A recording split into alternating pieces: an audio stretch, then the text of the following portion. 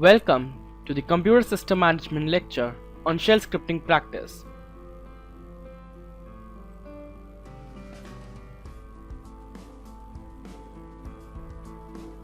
Let's have a look on what we are going to learn in this lecture. Here's an overview. For every file, there is some metadata that is associated with that file. What metadata basically means is data about that file, which contains the information on the file permissions, owners, date of creation, deletion, modification, file size, file type, and other such data. And all this data for each file is stored in a different inode file, and with each inode file there is an inode number that is associated with each file. We're going to learn more about them. Then we are also going to see how mathematical expressions are evaluated in shell scripting, and we will also learn to execute various shell scripts. Also, we learn how to extract inode number of a particular file, and also finding the name of the file corresponding to the given inode number. Let's proceed. An inode is a data structure found in many Unix file systems. Each inode stores all the information about a file system object except data content, file name, and location in file system. Inode stores information about files and directories such as file ownership, access mode, and file type. On many types of file system implementation, the maximum number of inodes is fixed at file system creation. Limiting the maximum number of files the system can hold.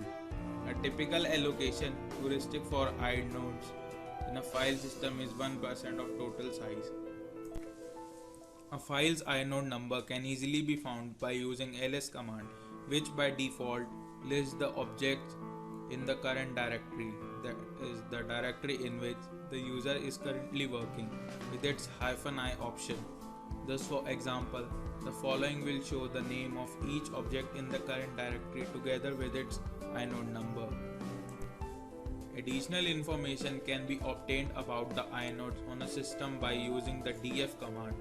This command by default shows the name and sizes of each mounted file system as well as how much of each is used and unused. One of df's most useful option is -h, which formats the information in human readable form.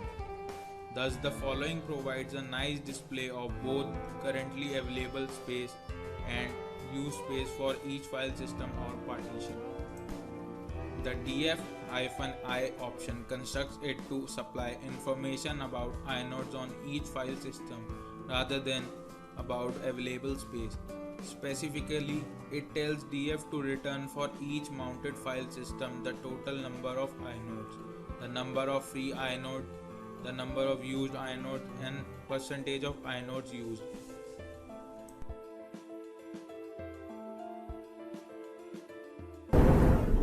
So let's start with some arithmetic operations using a shell script.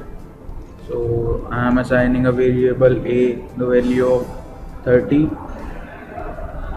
and the second variable the value 15. So let's do some arithmetic expressions with them. Just typing $a and I'm adding the both, so $a plus $b, and the second is subtracting them, so $a minus $b, and the third one is multiplication, so using the star symbol here, $a star $b, and the star symbol alone cannot do multiplication, so adding a backslash in front of it, which will do my multiplication. And now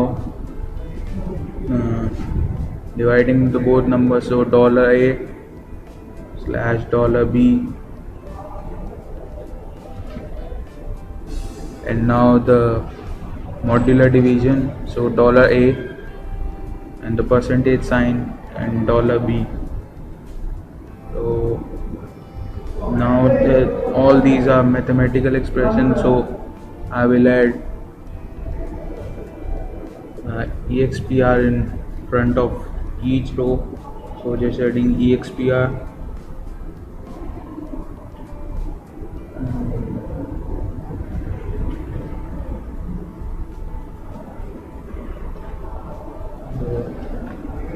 Giving space between both of them, and now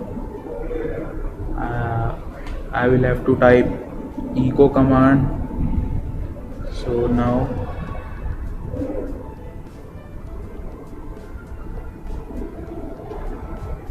just typing echo command in front of each row.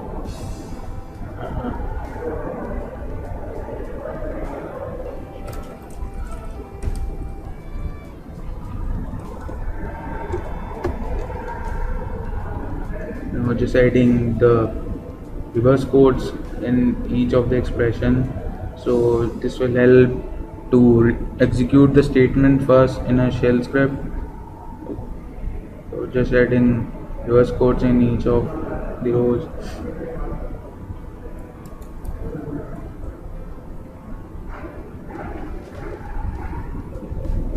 Now I have saved the file.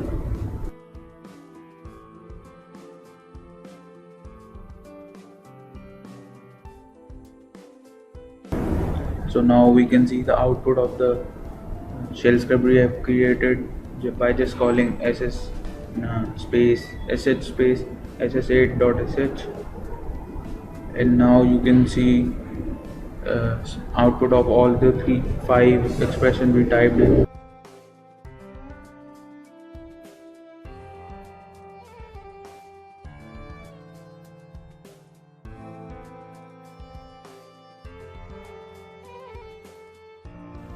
Let us do some self-practice exercise on inode number. So the first question is to extract the inode number of the file that comes 5th in the alphabetical order in the current directory.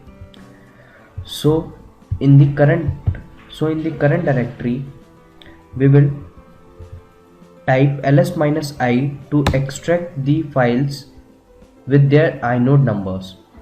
Now by making use of set and awk command, we will print the inode number of the file that comes 5th in the alphabetical order in the current directory. So 399329 gives the inode number of the file that comes in 5th in alphabetical order. In the previous task, we learned how to extract the inode number of a particular desired file. In this task, we learn how to find the file name corresponding to a given inode number. We'll start the search from the parent directory. Let's see how can this be done.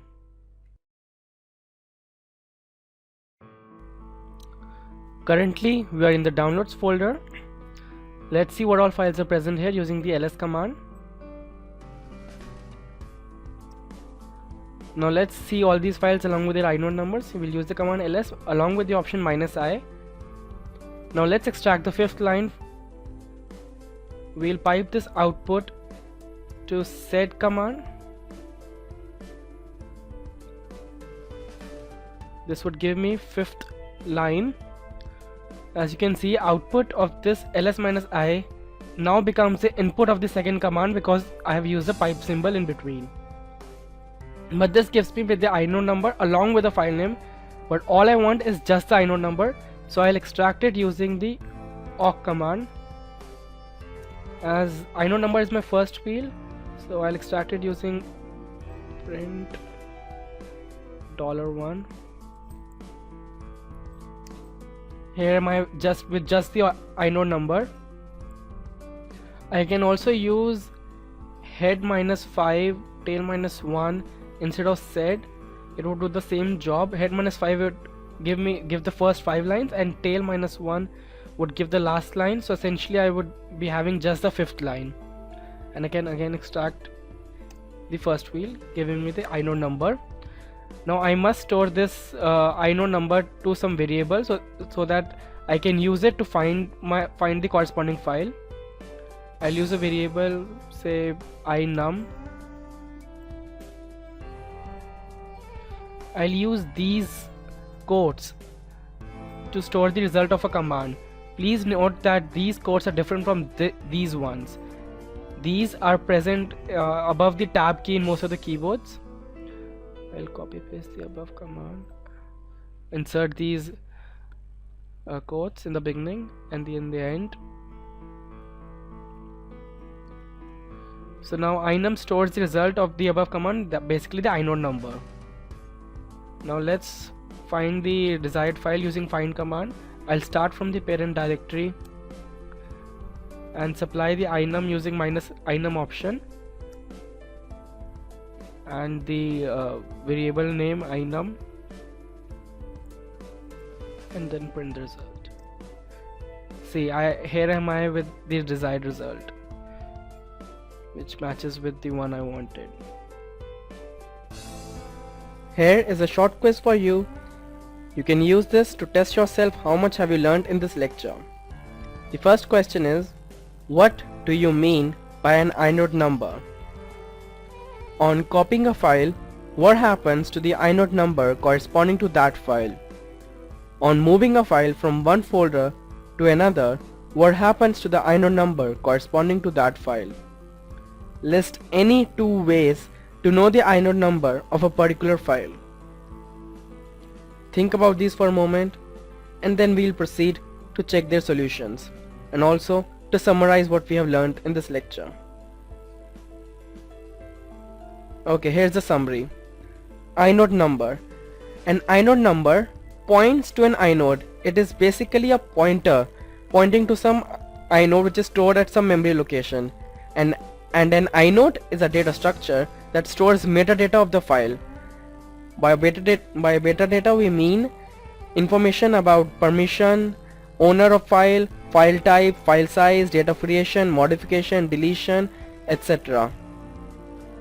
On copying a file, inode number changes and the 2 files, that is the old one and the copied one, the new one, have different inode numbers.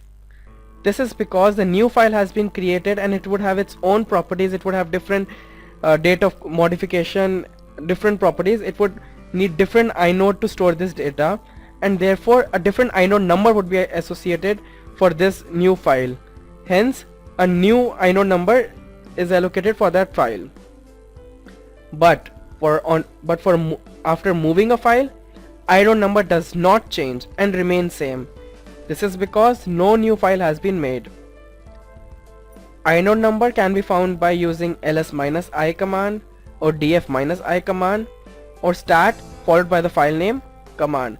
Any of these 3 ways can be used. There might be some more ways to do so. Some parameter can be passed to the script using terminal, and that parameter that can be used in the script by using $1. Output of a command can be assigned to a variable using these quotes. expr command can use to evaluate mathematical expressions. Finding the name of the file corresponding to the given inode number, we also learned how to do this. Thank you for watching this lecture.